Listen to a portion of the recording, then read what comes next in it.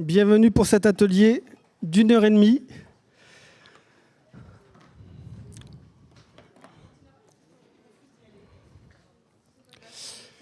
Bon, après la technologie, c'est pas grave. Si jamais vous n'arrivez pas à vous connecter via le Wi-Fi ou via votre téléphone portable, on a quelque chose qui est exceptionnel aujourd'hui. On a chacun un micro. Et ça, c'est vraiment exceptionnel. C'est très rare. C'est la première fois que c'est une conférence qui donne la possibilité à chacun d'intervenir. Et ça tombe bien parce que c'est précisément l'objet de l'atelier qu'on va faire, c'est que vous interveniez, que vous preniez la parole. Et donc là, vous n'avez même pas besoin de lever la main. Vous n'avez même pas besoin qu'on vous tende le micro. Vous allez pouvoir directement interagir et prendre la parole.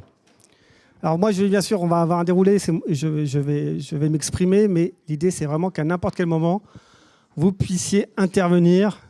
C'est vraiment participatif. Est-ce que tout le monde est prêt? Oui. Est-ce que vous êtes chaud pour le climat? Ouais. Ok.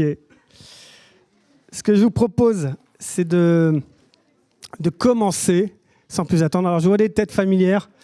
Alors, vous participez comme les autres. Hein. Ce ne sont pas les figurants. Ça fait plaisir. En tout cas, merci à celles et ceux d'entre vous qui sont venus. Des vieux potes dans la salle. Merci Arnaud, spécial dédicace. Et ce que je vous propose, c'est de commencer dès à présent. Alors, il va y avoir une partie. Au début, vous allez voir, je vais parler. Alors, pourquoi je vais parler? Parce qu'en fait, l'idée, c'est que je vous ressortiez de cet atelier avec des outils, avec de la matière pour, en quelque sorte, embarquer avec vous, vos collègues, vos amis. Et donc, je vais prendre un peu le temps de vous expliquer un peu notre philosophie, notre parcours. Pourquoi? Parce que l'atelier, c'est une chose, vous allez partager vos solutions. Mais en plus, je sais que déjà, vous êtes très engagés. Si vous êtes là aujourd'hui, c'est que vous êtes très engagés. Mais l'idée, c'est de vous donner des outils, de vous équiper pour demain pouvoir embarquer avec vous, vos amis, vos collègues, vos voisins. Donc voilà. Donc je vais vous expliquer un petit peu la genèse du projet, parce que la genèse du projet, en fait, de cela découle notre philosophie. Et tout d'abord, pour commencer, voilà une petite photo. Alors c'est pas moi, c'est Léo. Mais voilà, ça c'était mon métier d'avant. J'étais courtier, exactement la même chose que Jordan Branford dans le film. Et ça remonte, là, ça nous projette dans le passé. C'était il y a plus d'une dizaine d'années. Je travaillais dans une banque d'investissement, mais Aline, je ne pourrais pas la citer. Et voilà, c'était mon métier. Voilà. J'étais presque aussi dépravé que lui. Il y en a qui peuvent témoigner dans la salle. Et j'aime bien cette photo de Léo parce que voilà, après, il y a ce Léo-là aujourd'hui que vous connaissez tous, à mon avis. Est-ce que ça vous parle? Vous reconnaissez cette photo? Ouais, Don't Look Up. Et ben voilà, moi j'ai eu ma prise de conscience, ma bifurcation, comme on appelle ça à présent. C'était il y a 2008. Crise financière à Wall Street. Et ben là, je me pose des questions. Alors moi, bien sûr, dans ma banque, moi j'essayais déjà de flécher l'argent vers les solutions. J'étais un des premiers à être spécialisé sur tout ce qui est énergie renouvelable, clean tech. Mais ça ne me suffisait pas. Quête de sens, voilà, avant l'heure. Et donc, je me posais beaucoup de questions. Et donc ça, c'est un peu le Léo que je voudrais être. En tout cas, j'aspire à être. Voilà, l'ancien Léo, il est derrière moi. Et pourquoi? Parce que ce petit... voilà, ça résume tout. On voit ce cadre qui est complètement en lambeaux. Il dit, ouais, OK, la planète est foutue, mais qu'est-ce qu'on a créé de la valeur pour l'actionnaire? Génial. Et ben ça, ce discours, il ne passe plus. Il ne passe plus aujourd'hui. Maintenant, avec les jeunes générations, ben moi, voilà, ça a été la prise de conscience. Ça a été il y a une dizaine d'années. Alors, quelques chiffres. À mon avis, vous les connaissez tous, donc je ne vais pas m'appesantir là-dessus. Si tout le monde vivait comme un Américain, voyez, vous faites le compte 5 planètes. Je pense que vous êtes familier avec cette notion d'empreinte écologique? Ouais, hein, je pense que si vous êtes là, vous connaissez. Comme un Français, 3 planètes. De cela, on déduit directement le jour à crédit. Vous savez, cette année, c'était 28 juillet. En fait, en toute logique, si vous avez 3 planètes, ça veut dire qu'à partir du 4e mois, vous avez épuisé les ressources de la planète. Donc ça, c'est un chiffre très important. On parlera aussi d'empreinte carbone. Mais j'aime beaucoup ce chiffre-là. Et puis en plus, ça permet aux enfants tout de suite de comprendre. Tout le monde comprend le sujet. Voilà, on vit au-dessus de nos moyens. Dette écologique, dette financière, on y reviendra. Et l'autre sujet, c'est que chaque jour, alors ça, peut-être que vous connaissez moins le chiffre, c'est 243 000 personnes en plus sur Terre. Le solde net, ça tient compte des décès. Donc imaginez un instant, même de vous demander de fermer les yeux, de vous projeter, imaginez un instant ce que ça représente, 243 000 personnes. Alors pour vous donner une idée, c'est Reims et son agglomération. Chaque jour, sur la planète, imaginez ça, il faut loger, il faut nourrir, il faut transporter, il faut équiper en infrastructure. C'est le défi tous les jours. Et quand on combine tous les deux, et on a une exponentielle. On a deux croissances qui se combinent, c'est une exponentielle. Est-ce que vous connaissez l'allégorie qui permet de comprendre le phénomène exponentiel du nénuphar, de l'étang et le nénuphar? Quelqu'un connaît? Alors, ceux qui connaissent, je vais vous demander de rien dire. L'allégorie du nénuphar, ben voilà, l'histoire est la suivante. Un nénuphar double de taille tous les jours. Au bout d'un mois, il occupe l'intégralité de l'étang. Donc je vous répète, le nénuphar double de taille, double de surface tous les jours.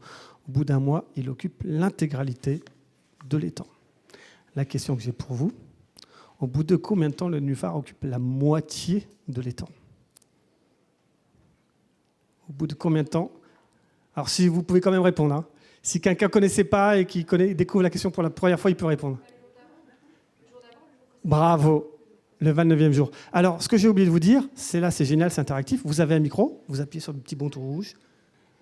Et voilà, vous pouvez prendre la parole. N'hésitez pas, faites-le. C'est rare qu'on puisse interagir de cette manière. 29e jour. Et pourquoi je vous donne cet exemple-là? Parce qu'en fait, ça, c'est le principe d'une exponentielle. 29e jour, il n'y a encore que la moitié des temps qui est recouvert par le nénuphar. On se dit, bon, bah, écoutez, ça va, hein? Et le jour d'après, c'est fini. Et ben, on est dans un phénomène exponentiel. Voilà. Retenez juste ça parce que je trouve que c'est intéressant pour même des enfants comprennent en fait cette allégorie, en fait cette analogie. Et donc, ce que l'on consomme le plus, est-ce que vous avez une idée? Comme ça, c'est un peu une boutade, à votre avis? L'avenir. Voilà, tout simplement. C'est notre avenir. C'est notre avenir, celui de nos enfants. Donc la question, c'est comment consommer moins, mieux et autrement. Ça, c'est la question fondamentale. Son pendant, son équivalent, sa symétrie, c'est quoi? S'il faut consommer moins, mieux, autrement, c'est comment vous produisez moins, mieux, autrement. Ça va ensemble. Ça tire tout. Cette logique-là, en fait, de ça, tout va découler, tout va dériver. Donc pour moi, c'est vraiment une question essentielle. C'est comment consommer moins, mieux, autrement. Et alors, il faut que je vous raconte une petite anecdote. Ces diapositives, j'ai dû les soumettre à l'UNESCO avant. Voilà, ils veulent savoir ce qui se passe chez eux. Et je suis content parce que l'image suivante, elle n'a pas été censurée. Je pensais qu'elle allait être censurée. Vous allez comprendre pourquoi. Voilà, en fait, c'est une image qui se passe à l'ONU. Vous savez que l'UNESCO fait partie de l'ONU.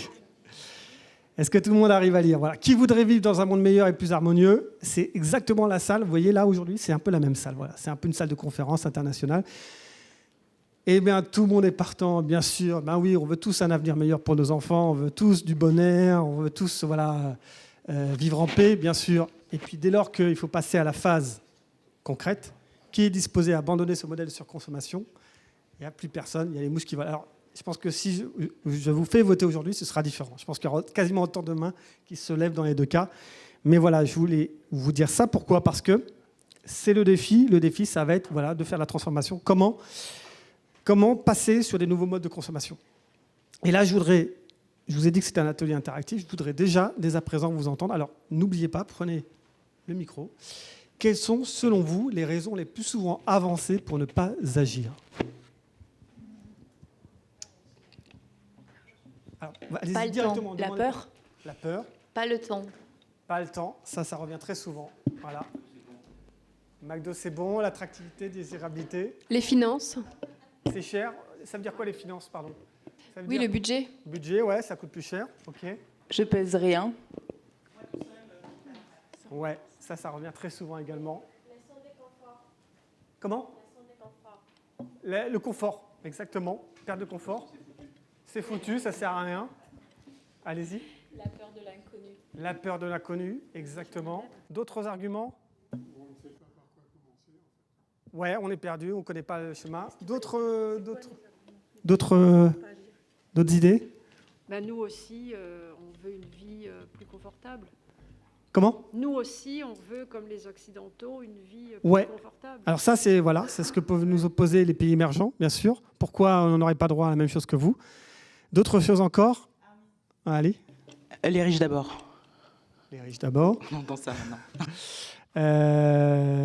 On a fait le tour. L'argument aussi. Pardon. Je rajouterais si les Américains et la Chine ne bougent pas. Merci. Nous, Merci beaucoup. C'est quoi votre prénom? Votre prénom? Anne-Laure, merci. Je l'attendais, c'est exactement ce que j'attendais, la dernière objection. Là, on a fait le tour de toutes les objections. Eh bien, si on trouve un moyen de contourner, de contrecarrer ces objections, eh bien, vous savez, la question d'avant, on a la réponse. On arrive à donner envie aux gens de consommer moins et mieux. Ça, c'est la question fondamentale, c'est comment contrecarrer ces objections, sachant que ces objections, on les entend en permanence, ça vient de partout, dans les médias, de vos amis, de vos voisins, de vos collègues, de tout le monde. Comment on peut faire? C'est ça l'idée, c'est ça l'objectif, comment contrecarrer? Eh bien, comment donner envie de consommer moins et mieux autrement? Eh bien, moi, en fait, ça a été ma révélation, c'était en 2008. Ceux qui connaissent un peu Ecofrugal, je ne sais pas, il y en a qui connaît déjà un peu Ecofrugal aujourd'hui parmi vous? Voilà. Ok, pas tant que ça, c'est bien, ça fait des nouveaux membres potentiellement dans la communauté.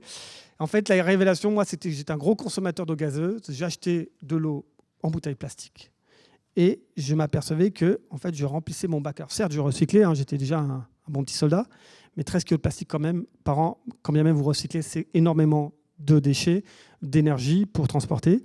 Et j'ai découvert cette solution que vous connaissez tous maintenant. Voilà, je ne vais pas citer de marque. Fontaine à eau gazeuse. Et donc là, on arrive sur quelque chose d'extrêmement intéressant. On a une solution qui est écologique, c'est quand même notre sujet, qui est économique. Tout à l'heure, on disait, ouais, ça coûte plus cher. Non, la preuve, vous allez voir. On a une solution qui a un gain en termes de confort. Qui aime s'amuser à transporter ses packs de bouteilles et tout. On a une solution aussi qui est du circuit court, embouteillage local. C'est directement du producteur, du robinet, directement à la table, à l'assiette. Et ça, en fait, pour moi, ça a été un tsunami. Vous ne pouvez pas imaginer. Je me suis dit, mais voilà, en fait, par rapport au problème qu'on s'est posé précédemment, voilà une piste. On tient quelque chose. On tient quelque chose parce que si on arrive à trouver d'autres exemples, on peut embarquer les gens. Où je veux en venir, en fait, c'est que si vous dites aux gens, il faut agir pour la planète, si vous êtes dans l'injonction, dans la culpabilité, en fait, ça ne va pas bouger. Les gens qui étaient déjà réceptifs à ce discours ont changé. C'est probablement vous êtes là aujourd'hui. Les autres, ils ne seront pas sensibles à ce discours. Les autres, il va falloir en fait avoir une révolution copernicienne. Il va falloir inverser les choses. Il va falloir plutôt leur dire voilà ce que vous devez faire pour l'environnement. Voilà ce que vous devez faire pour la transition. Qu'est-ce qu'on va faire? On va inverser complètement le rapport des choses.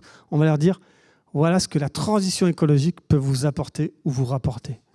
La transition écologique, c'est des solutions intéressantes, innovantes. Voilà. Là, c'est 160 € d'économie par an, un gain en termes de confort. Allez-y, intervenez quand vous voulez. Ouais, je trouve ça assez marrant que vous commenciez par ça. Parce que quand moi j'ai vu la pub pour ce truc-là, je me suis dit, mais est-ce qu'on a vraiment besoin d'eau gazeuse pour vivre? Voilà. Alors ça, exactement. Merci. La question, c'est pas d'arriver sur des nouveaux besoins. Moi, j'étais accro à l'eau gazeuse. Là, c'est une solution. Mais l'idée, c'est pas d'utiliser cette machine si vous n'avez pas une grosse consommation et si ça sert. Bien sûr, on est dans une logique de réduction. Je poserai une autre question parce que c'est vrai qu'on a eu le débat avec mon amie à la dame de devant. C'est que en fait, c'est vrai que pour nous aussi, cet exemple nous choque. Bon, déjà, il y a la question de monsieur, mais surtout, en fait, ça crée toujours du déchet. Et puis, en plus d'un déchet, en fait, dans des capsules de gaz où on pourrait aussi se poser la question. Alors, ouais. Je suis d'accord que c'est moins pire. Dans le sens où ça apporte une solution. On a déjà une économie qui est significative. Ouais. En plus, une économie de coût, donc c'est un progrès. Mais est-ce le progrès? Alors, le progrès, c'est une bonne question. Je pense que le progrès, déjà, il faut retrouver le chemin du progrès. On l'a perdu en cours de route, il n'y a pas de doute là-dessus. Et les questions que vous vous posez, ce sont des bonnes questions. Après, on n'est pas dans le tout ou rien. L'idée, c'est vraiment de permettre aux gens... En fait, si quelqu'un consomme de l'eau gazeuse, il ne va pas s'arrêter du jour au lendemain. On a des problèmes d'addiction. On a des problèmes d'addiction au pétrole. On a des problèmes d'addiction à des tas de choses. Et l'idée, c'est vraiment de prendre les gens tels qu'ils sont. Bien sûr, si on peut se passer d'eau gazeuse, autant le faire. Mais voilà, il faut être réaliste, il faut prendre les gens tels qu'ils sont. Et ça, c'est vraiment la logique d'Ecofrugal. C'est comment vous embarquez, comment vous emmenez les gens avec vous. Oui, mais après, c'est aussi la question de l'empreinte carbone. C'est-à-dire que quelqu'un qui a 2 tonnes d'empreinte carbone par an, voilà, mais qui boit de l'eau gazeuse, on s'en fout, il a 2 tonnes. On est d'accord. Donc, à un moment, il faut aussi que les gens comprennent la hiérarchie de ce qui pollue le plus. C'est ça. Donc, j'imagine que tout le monde est au courant. Alors, on va y venir. On va y venir. Ah. Je vous laisse intervenir, mais par contre, je n'hésiterai pas à vous arrêter si je sens qu'on va parler du sujet plus tard. On va y venir. Merci. L'empreinte carbone, c'est le sujet. Il n'y a pas que ça, mais c'est le sujet. Et donc, je me suis amusé à faire quoi, d'après vous? Ces solutions-là, je me suis amusé à les rechercher pendant 3 ans, de 2008 à 2012. J'ai fait un livre qui s'appelle « Le guide Ecofrugal », que voici, qui a cette logique-là, qui s'intéresse à toutes les solutions que vous pouvez mettre en place au quotidien en ayant une approche bénéfice en termes d'économie, en termes de bien-être, en termes de pouvoir d'achat, en termes de santé. Toutes ces solutions, elles sont très hétérodoxes. Quand vous faites du covoiturage, c'est économique et écologique. Quand vous utilisez un thermostat programmable, c'est économique et écologique. Et le mot éco-frugal, c'est en fait pour désigner toutes ces réalités un peu multiples. J'accélère parce qu'on va rentrer dans le... Alors, le guide est en source ouverte. Donc là, vous avez un flashcode qui va apparaître plus tard. Est-ce que ça marche ? Est-ce que vous arrivez à le flasher ou pas ? Sinon, il y aura une petite pancarte qui circule. Et aujourd'hui, c'est la source ouverte. J'ai écrit ce livre, mais ce livre, finalement, ce n'est pas moi qui l'ai écrit. Je suis allé à la rencontre des gens qui ont partagé leurs solutions et c'est une multitude de témoignages. Donc, n'hésitez pas. De toute façon, je vous remettrai à la fin. Et comment on passe du livre à l'atelier aujourd'hui ? Voilà. Désolé, c'est un petit peu long, mais ce que je veux vous faire comprendre, c'est cette philosophie. Les solutions, elles évoluent, tout ça. Mais je prends le temps de vous expliquer cette philosophie parce que, selon moi, c'est une philosophie qui est puissante pour dépasser l'inertie, le mur de verre. Et comment on arrive du livre aux ateliers ? C'est très simple. Qui lit aujourd'hui ? Plus grand monde. Quand les solutions viennent d'un livre, c'est quand même impactant. Mais quand les solutions viennent de votre meilleur ami, de votre collègue, et là, c'est carrément plus impactant. Et en fait, c'est comme ça qu'on est passé du livre aux ateliers. Je me suis aperçu que les gens aimaient parler de leurs solutions positives. Et on a créé un format. Alors aujourd'hui, c'est moi qui anime, mais demain, vous pouvez animer sans problème. Vous pouvez même co-animer avec moi, si vous voulez, un moment pendant cette séance. Mais c'est vraiment l'idée que chacun peut faire ce moment de partage, de mise en commun de solutions. Et donc concrètement, comment ça se passe ? Les gens s'inscrivent sur le site. Là, c'est un atelier zéro déchet. On reçoit une box. Dans le box, il y a le kit d'animation. Il y a des exemples de solutions éco-responsables. Ça peut être un shampoing solide, ça peut être un sac à pain, ce genre de choses. Et l'idée, c'est qu'on met en commun ces solutions et ensemble, on s'aperçoit qu'on peut aller beaucoup plus loin. Pourquoi ? Parce que tout seul, on n'y arrivera pas. Ça, il faut bien se mettre ça dans la tête. Même les survivants et les survivalistes, ils n'y arriveront pas. S'ils sont tout seuls, on n'y arrivera pas. La réponse, elle est forcément collective. Elle passe par la coopération. Voilà, aujourd'hui, comment ça se passe dans l'atelier ? Vous allez sur la plateforme, c'est gratuit, vous vous inscrivez, vous créez votre événement et ensuite, vous recevez le kit d'animation pour faire l'atelier qu'on fait ensemble. Différentes thématiques, voilà, on couvre tout. L'idée, c'est que tous les sujets soient couverts. Juste, on va sortir une thématique sobriété énergétique parce qu'en fait, ça, c'est vraiment d'actualité. Et l'idée, c'est de comment voir avec ses collègues, ses voisins, sa copro, comment on peut réduire la facture énergétique. On vient à l'empreinte carbone. Les 2 tonnes. Tout le monde connaît l'objectif de 2 tonnes ? Ça parle à tout le monde ? Non. Non ? Alors 2 tonnes, c'est tout simplement aujourd'hui un Français moyen, c'est 9,9 tonnes. Il faut qu'on parvienne à 2 tonnes d'ici 2050, voire 2040. Le plus tôt sera mieux. C'est divisé par 5, c'est énorme. Et donc, vous voyez les différents postes. Et donc l'atelier qu'on va faire là maintenant de partage de solutions, il va être multithématique. On ne va pas faire que zéro déchet ou alors mobilité, ce qui est le cas de nos kits. Là, on va faire un peu tous ces sujets. Et juste que vous sachiez, les solutions qu'on va dérouler ensemble, ça permet d'agir sur tous ces postes-là, bien sûr. Premier poste aujourd'hui, c'est le transport. Mais vous, si vous êtes parisien, vous n'êtes pas trop concerné. C'est surtout quand on a une voiture individuelle. C'est 2,6 tonnes. Voilà. Vous, en tant que parisien ou Île-de-France, ça peut être plus l'avion, bien sûr. Ensuite, on a l'alimentation, 2,3 tonnes. On a le logement, tout ce qui est habitat énergie, 1,9 tonnes. Et on a la consommation. C'est un gros sujet, 1,6 tonnes. On va en parler. Donc, l'idée des solutions, c'est qu'on va... Pardon ? Ouais. On va parler de ça. On va parler du végétarisme, bien sûr. Alors, comme je vous ai dit, c'est participatif. Pas de débat. Et ça, j'insiste là-dessus, je ne veux pas de débat aujourd'hui. On ne veut pas lancer de débat, on n'a pas le temps et ça va polariser.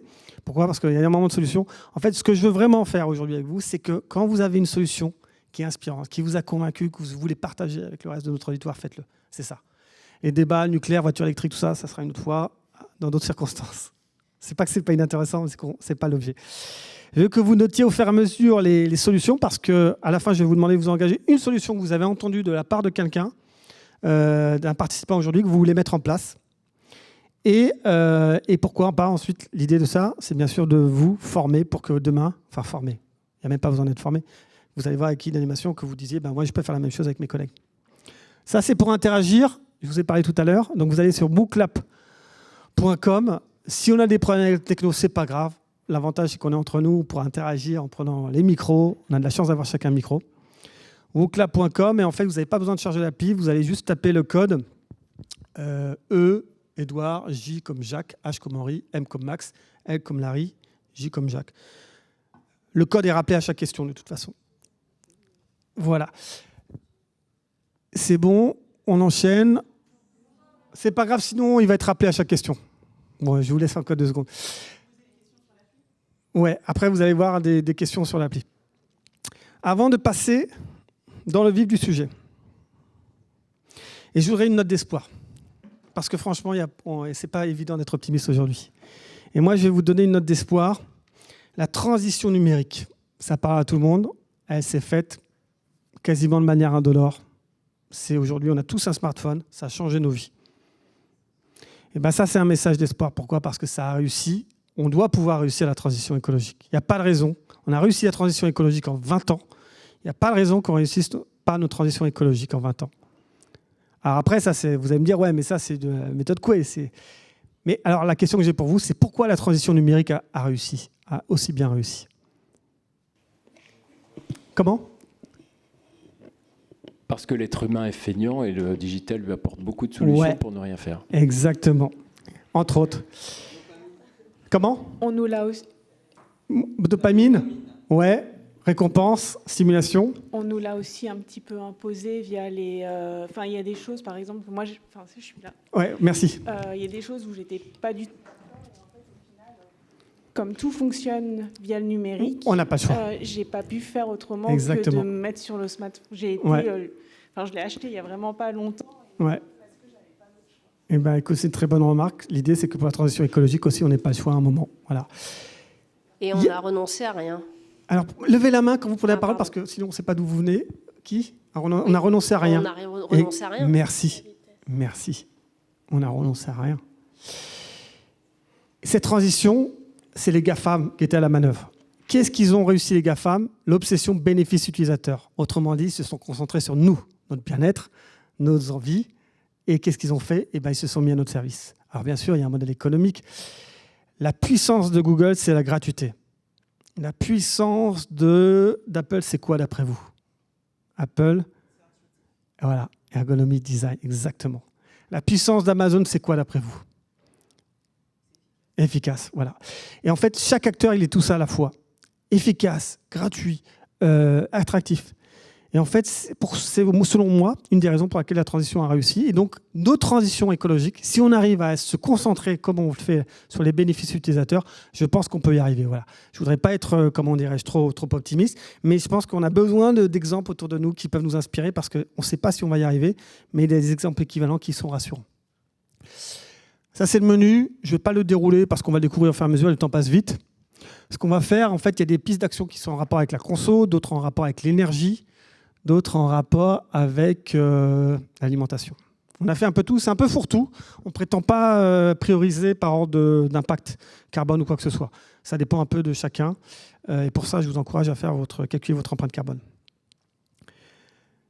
Le zéro déchet.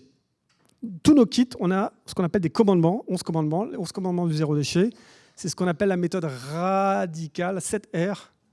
Et le premier R, je ne peux pas m'empêcher de les citer à chaque fois, parce qu'ils sont super puissants. Le premier R, c'est refuser. Refusez la voiture de fonction qui vous est proposée si vous n'en avez pas besoin. Refusez le tote bag si vous avez déjà plein de tote bags, même si c'est écologique. Deuxième R, réduire. Réduire. Pourquoi acheter un écran de 120 cm qui fait 600 kg de carbone d'impact quand vous pouvez avoir un vidéoprojecteur chez vous qui fait 200 grammes et qui consomme 10 fois moins ? Réduire. Ensuite, réutiliser, réparer, réemployer, récupérer. Quoi d'autre encore ? Et là, on arrive au recyclage, bien après. Le recyclage, ce n'est pas la solution, on a vu. Et ensuite, rendre à la terre le compost. Et le dernier R, c'est quoi d'après vous ? Celui-là, c'est moi qui l'ai inventé, c'est Éco-Frugal. C'est revendiquer. Si vous faites tout ça dans votre coin, à quoi ça sert ? Personne ne va être au courant. Revendiquer. Revendiquer, c'est être fier, prendre le temps d'expliquer, faire des pédagogies de solutions. Allez, on commence. Là, je vais vous citer des items qui sont aujourd'hui, qui ont une durée de vie de quelques secondes, qui sont des éphémères. Ce n'est pas des insectes, c'est des objets qui sont éphémères. Quelques secondes, c'est absurde. Et ils ont un équivalent réutilisable. Alors, on ne va pas tous les faire, mais je voudrais que quand quelqu'un utilise l'alternative réutilisable, ils prennent la parole et ils disent pourquoi il le fait, quels sont les bénéfices. Premièrement, couvert jetable en plastique. Qui utilise l'alternative et quels sont les bénéfices ? Est-ce que vous avez... Alors dites-moi pourquoi vous le faites, comment vous vous organisez, vous avez au couvert En vrai, on est beaucoup à faire les deux. Ouais. Moi, j'utilise plus de jetables en plastique du tout. Et c'est ou des couverts métalliques, voilà, simples, à usage voilà, pique-nique, soit en bambou. Alors le bambou, c'est limite, parce qu'on dit que le bambou, c'est pas terrible finalement. Ouais. Alors il y a un gros débat sur le bambou, on va pas le lancer. Autre solution ? Allez-y. Moi, je les réutilise, en fait, les couverts jetables plastiques. Quand des fois, on est dans des conférences ou des trucs comme ça, on n'a pas le choix, on nous donne des couverts en plastique. Moi, je les garde, je les nettoie et je les réutilise jusqu'à ce que je les casse. Ouais, j'aime beaucoup cet exemple. Parce que quand bien même vous êtes hyper engagé, vous vous retrouvez des fois, vous allez au vietnamien avec, quand même, des couverts en plastique. Pourquoi ? Parce qu'il ne fait pas encore la consigne. Et donc là, c'est hyper intelligent d'utiliser ça pour chez soi, la récup pour réutilisation. Autres exemples ? Oui, allez-y. Ouais, on peut faire la même chose avec les couverts en bois qui sont donnés à la SNCF dans le train. On les garde et exactement. Puis on les réutilise. C'est ce que je fais moi tout le temps. C'est ça. Voilà, on n'a même pas besoin de les acheter. Et les bénéfices de tout ça, c'est quoi ? Il y a on se dit on fait moins partie du problème que de la solution. Il y a d'autres bénéfices. D'avoir un kit, par exemple, transportable mobile, c'est un peu comme sa gourde. Hein. On peut assouvir sa soif à tout moment. C'est un gain aussi économique. Quelques autres exemples. Les bouteilles d'eau gazeuse plates en plastique ou en verre. Ça, j'en ai parlé.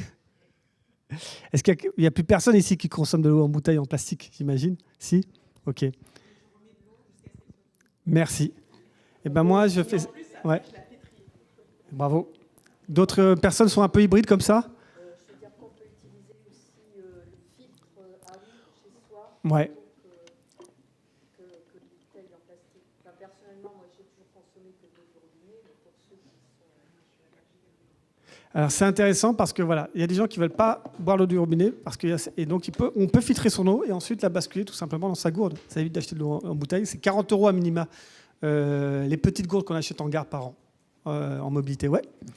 Moi, j'ai toujours 4-5 bouteilles en verre ouvertes dans un endroit frais de la maison et je les laisse reposer 12 heures avant de les consommer. Je fais reposer mon eau tirée avant de... Et pourquoi vous faites ça ? Parce que ça permet à l'eau de se reposer parce qu'elle a été déjà dans les tuyaux, elle a été traitée et ça permet déjà de faire évaporer une certaine partie de ce qui est dans l'eau. Exactement. Elle a un meilleur goût. Le chlore, l'odeur de chlore, en fait, disparaît au bout de 10 minutes à l'exposition à l'air libre. Exactement. Allez-y. Petite info qui provient de mon cousin qui est ingénieur en matériaux. On peut tout à fait utiliser les bouteilles en plastique, les réutiliser quand on en a eu une quelque part. Simplement, il ne faut pas garder l'eau plus de 2-3 jours dedans. C'est très important parce qu'à ce moment-là, elle n'est pas bonne.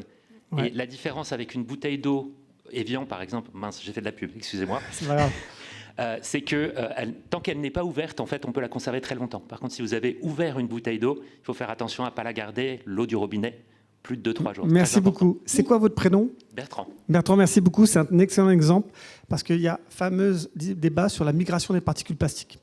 La migration des particules plastiques, elle va s'accélérer si vous laissez votre petite bouteille d'eau, même si vous la réutilisez au soleil. Vous le sentez d'ailleurs, quand vous laissez votre gourde au soleil, l'eau a un goût parce qu'il y a la migration des particules plastiques. Donc, merci. On peut réutiliser sa gourde. Moi, souvent, j'utilise une gourde Perrier, une bouteille plastique Perrier, elles sont assez résistantes comme gourde parce que je perds, j'ai un des défauts, je ne suis pas si éco-frugal que ça, je perds énormément de choses. Donc, les gourdes, j'en perds souvent. Donc, voilà. D'autres exemples, pardon ?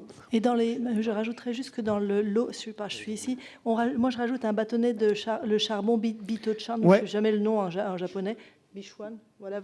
Et alors, c'est bien parce qu'en fait, ça évite que l'eau se dégénère. En fait, ça maintient l'eau dans un bon état et sans goût.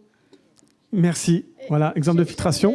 J'ai acheté cette bouteille parce qu'il n'y avait pas de fontaine. Il n'y a rien dans le supermarché pour qu'il me donne un peu de l'eau. Donc, j'achète parce qu'il n'y a pas un autre choix. Votre prénom, c'est comment ? Fabiola. Est-ce que quelqu'un a une solution pour Fabiola ? Elle se plaint de ne pas trouver de point d'approvisionnement de fontaine. Est-ce que quelqu'un connaît une app qui recense les fontaines en libre accès ? Un peu comme les toilettes ? Non, personne ? Ça existe, alors je ne m'en rappelle pas, mais ça existe en tout cas. Arnaud, derrière. Non, moi également, j'utilise des filtres pour l'eau du robinet, donc système de filtration à la maison, mais également des filtres Bichotan, qui sont des filtres en charbon actif, qui permettent d'être transportés et utilisable quasiment partout. Voilà. Merci. Voilà. Et c'est aussi le coût de revient économique. Si avant vous consommez de l'eau en bouteille plastique, c'est dans le guide, mais les économies sont considérables. Le message que je ne vous ai pas dit, mais ce guide-là, une famille française, si elle met en place une partie des solutions, c'est 5 000 € d'économies récurrentes par an. Récurrent. C'est considérable. Et en fait, ça casse une idée reçue. Le développement durable, ça coûte plus cher. C'est pour les bobos, c'est pas vrai. Même le bio, on en parlera tout à l'heure. Le bio est plus cher à l'étiquette, mais au global, quand on raisonne au niveau du poste budgétaire alimentaire, vous jetez moins, vous faites plus de faits maison, vous consommez plus de produits de saison, vous allez acheter plus souvent en vrac, vous allez acheter moins de produits ultra transformés parce que vous cuisinez plus. Et ben, beaucoup de gens sont passés au bio et elles s'aperçoivent que le budget alimentaire n'a pas forcément augmenté, sauf à part l'inflation actuelle. Oui, Bertrand ? Repéré.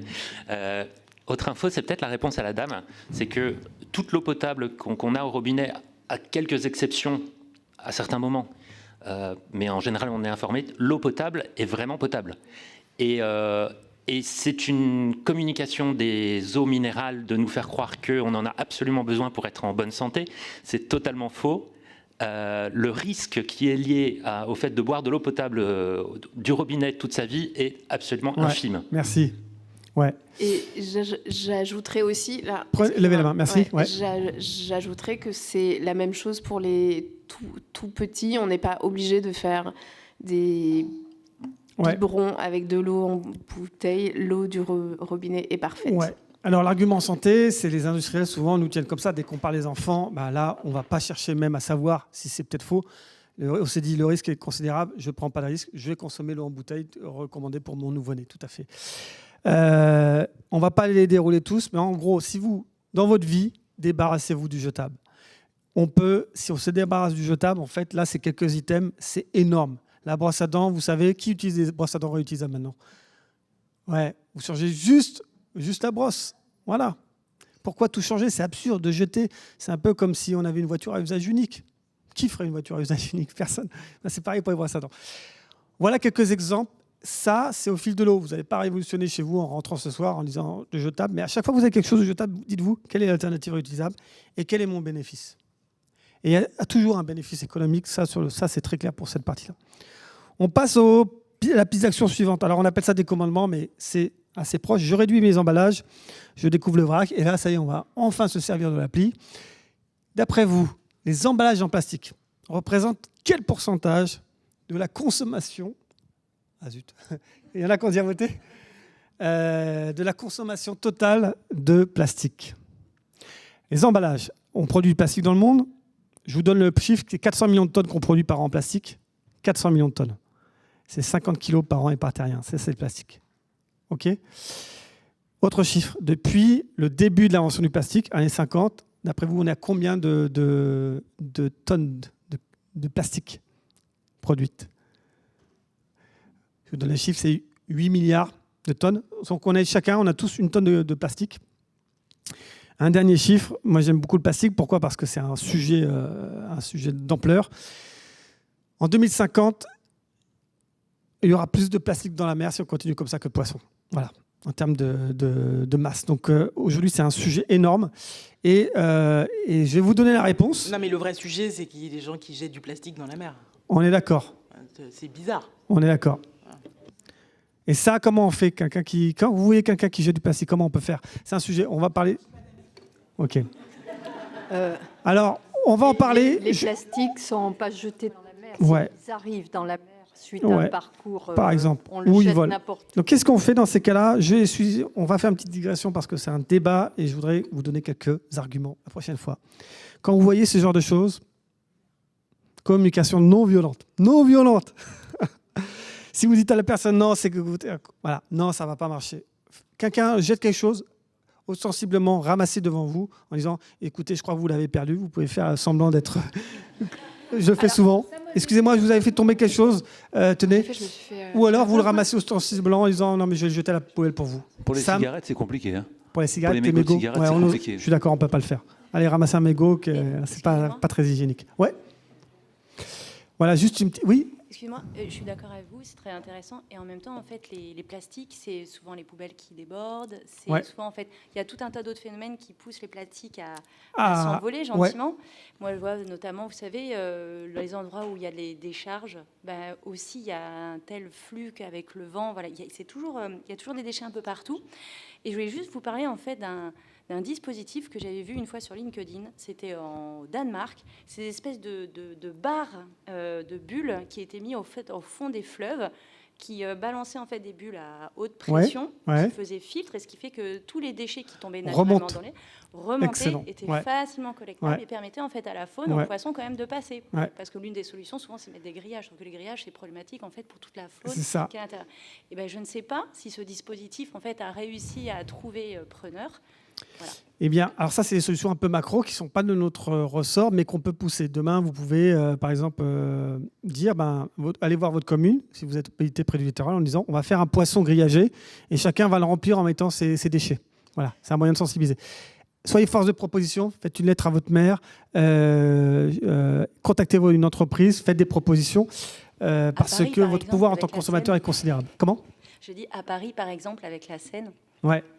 Exactement. On pourrait imaginer un énorme filet. Donc 45%, c'est la réponse. 45% du plastique, c'est pour les emballages. Bravo. On a une majorité, vous êtes... presque. 45%. Donc, si on se débarrasse du produit jetable, si on évite les emballages, vous voyez un peu comment on peut être efficace. Donc concrètement, ce que je voudrais vous entendre maintenant, c'est comment vous faites-vous pour réduire vos emballages. C'est quoi vos solutions au quotidien ? Est-ce que vous êtes zéro emballage ? Allez-y. Alors du coup, moi, quand je fais mes courses, je prends mes Tupperware. Ok. Et vous allez dans un commerce spécifique ou Intermarché, Super U. Voilà, c'est intéressant parce que... Ou local, mais pour les fruits, j'ai pas besoin d'emballage. Donc, Ils s'y sont mis parce qu'autrefois, le Tupperware, en fait, il y avait une loi qui empêchait le boucher de prendre le Tupperware. Maintenant, c'est autorisé, la loi AGEC. D'autres exemples de gens qui ont encore arrêté les emballages ?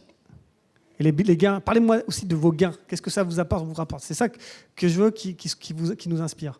Allez-y. Oui, nous, on est passé au vrac dans des magasins dédiés au vrac. Et je pense que ça a aussi fait évoluer notre manière de cuisiner. On a équipé différemment nos placards, la manière de mettre en lumière nos aliments, et ça rend la cuisine plus sympa, on cuisine encore mieux. Voilà. J'adore ce genre de témoignage. Parce qu'on déroule, en fait, on n'y pense pas spontanément. Merci. Quelque part, en fait, derrière, vous allez dérouler. C'est plus de faits maison. Plus de faits maison, ça veut dire quoi ? Plus de transmission, plus de partage au sein de la famille. Ça veut dire que potentiellement, vos enfants seront mieux préparés plus tard pour éviter la malbouffe parce qu'ils connaîtront déjà des recettes. C'est de la convivialité. C'est tout ça qu'on déroule. Dans ce mode de vie. Plus de saveur aussi. Pardon ? Plus de saveur, plus de saveur, plus de goût en plus, exactement. Faisons la pédagogie des solutions. Merci pour cet exemple. Il y a vrac et vrac. C'est-à-dire, par exemple, il y a des vracs, il y a des non-vracs absurdes. C'est-à-dire, quand vous voyez une aubergine filmée au plastique, c'est débile. On est d'accord. Mais en même temps, moi, par exemple, je suis très allergène. Donc, je suis très attentive aux normes sanitaires. Franchement, j'ai pas envie d'acheter des noix de cajou en vrac. Parce que, franchement, quand on voit l'hygiène des gens, et on l'a vu pendant la crise sanitaire, ça ne met pas en confiance. Alors, il y a des enseignes qui toutes ne se valent pas. Il y en a qui sont très en avance sur le côté hygiène et tout. Est-ce qu'il y en a qui veulent nous partager un réseau qu'ils utilisent, où ils se sentent en confiance pour le vrac ? Non, vous avez une idée ? Il y a des réseaux spécialisés. Il y a Day by Day, notamment, qui est vraiment en avance, qui est le leader là-dessus, qui est le premier à avoir totalement intégré dès le départ des normes sanitaires pour que tous les bacs soient nettoyés, bien sûr, ce genre de choses. Qu'il n'y ait pas des petits insectes qui se baladent dedans. Parce que c'est un problème du vrac. Si il n'y a pas d'hygiène, ensuite, vous allez avoir... Qu'est-ce que vous avez comme insectes qui se développent dans les produits d'alimentation ? Des mythes alimentaires, exactement. Juste une chose. Les bénéfices, le vrac, c'est 7% en moyenne moins cher. Mais attention, il y a du vrac des fois qui est plus cher, donc il faut bien regarder, être vigilant. Mais en moyenne, le vrac, tout produit confondu, c'est 7% moins cher. On a parlé du vrac alimentaire. Est-ce que des gens veulent parler d'autres vracs ? Est-ce que vous achetez votre vin en vrac, votre bière en vrac ? Est-ce que vous achetez des produits d'entretien ? Allez-y. Moi, j'ai essayé d'acheter des produits lessive, compagnie en vrac. Il y a une espèce de supermarché bio à côté de chez moi, pas loin là. Et en fait, il fallait acheter au démarrage un bidon où il y avait marqué le produit en question. Alors moi, j'étais venue avec mon bidon, voilà, pour acheter mon produit en vrac, quoi. Et j'ai pas pu parce qu'il fallait que j'achète déjà le bidon de plastique pour... Donc j'ai trouvé ça aberrant. Je me suis dit, j'ai déjà à la maison ce qu'il faut. Donc j'ai renoncé. Mais pour finir, ma lessive, je la fais moi-même. Enfin bon, il y a plein de produits que je fais moi-même. Pour le coup, j'ai tout arrêté. J'ai dit, j'achète plus rien. Je fais moi-même. Alors le fait maison, gros sujet. Le fait maison, ça coche énormément de cases. C'est du lien, c'est du partage avec vos enfants. C'est du déchet en moins. Vous savez, quand vous faites vous-même, les ingrédients. Il y a, à propos de la cosmétique, il y a Dali qui disait, je ne sais pas pourquoi il a dit ça à l'époque, il a dit la cosmétique sera comestible ou ne sera pas. C'est Dali qui a dit ça, je ne sais pas pourquoi, mais en fait, aujourd'hui, la cosmétique fait maison. Et en fait, c'est comme faire sa cuisine, c'est vous qui choisissez les ingrédients, c'est extrêmement économique. Et l'avantage de ça, c'est que vous savez précisément ce que vous mettez sur votre peau. Vous ne mettez pas sur votre peau quelque chose que vous ne mangeriez pas par ailleurs. Et merci, ça c'est aussi reprendre le contrôle. Il y a Yuka, tout ça, mais quand on fait du fait maison, on reprend le contrôle sur ce qui nous entoure. Oui. Alors, solution, pas de débat, parce qu'on a beaucoup de choses à dire. Ouais.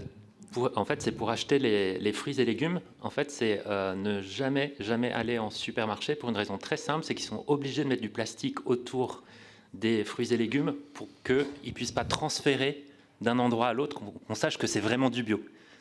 Donc c'est vraiment important d'aller dans un magasin bio pour ça. Exactement. Pour ça et aussi pour soutenir la filière, pour soutenir les indépendants. C'est d'une banalité absolue ce que je vais vous dire, mais en fait, vous avez 2 cartes, la carte d'électeur et la carte bancaire. Avec ça, vous changez le monde. Franchement, vous changez le monde. Ces 2 cartes-là, carte bancaire et carte d'électeur. Et si vous réfléchissez à la manière dont vous gagnez votre vie, la manière dont vous épargnez et la manière dont vous dépensez votre argent, on est dans un système capitaliste, on le sait tous, mais en fait, si vous suivez ces 3 flux financiers et vous commencez, vous, à agir dessus, vous allez façonner le monde à votre image. Le capitalisme, il est plastique, qui s'adaptera. Donc, il ne faut pas sous-estimer son pouvoir en tant que consommateur avec la carte bancaire et la carte et le bulletin de vote.